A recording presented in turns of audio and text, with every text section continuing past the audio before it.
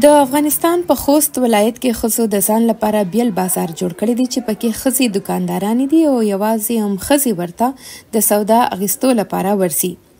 په افغانستان کې د طالبانو په واک تر قبضې وروسته په ښځو ګڼ بندیزونه لګول شوي وو چې پکې په ټولو غیر دولتي او یو شمېر سرکاري ادارو کې کار نه کول او بغیر له محرمه سفر نه کول هم شامل دي.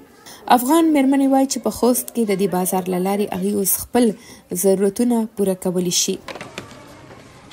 ښځو پرمختګ په خاطر د تجارت په خاطر مو خپله دې ته غږ کړه.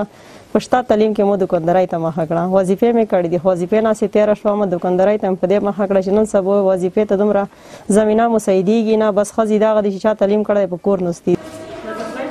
د طالبانو په واک کې تر راتللو او له افغانستان سره د ځینو ادارو د مرستو بندېدو وروسته د دې هېواد اقتصادي ستونزې زیاتې شوي دي.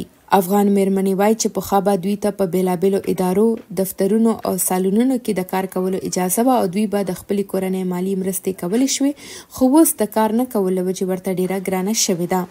په دې بازار کې کارکوونکې ښځې وایي چې دغلته د کار کولو له لارې د کورنۍ او مالي مرستې کوي. چې مو مارکیټ په مخه روان دی، خو ښکلی سوداونې مو کېږي، حق حلال رزق ګټو، مو خوشحال یو. زنانهو په نوم جوړ دی، باید څه موږ ته ټولې زنانه راشي، بازار نه منې شي، دلته رسي. سړي ورکې شته نه، ټولې زنانه دي. نه یوازې دا چې د طالبانو لخوا په ښځو د بندیزونو لګولو په نړیواله کچه غندنه شوې، بلکې د دې حالاتو له وجې افغانستان په داسې وخت کې نور هم یوازې پاتې شو چې اقتصادي صورتحال یې ډېر خراب دی.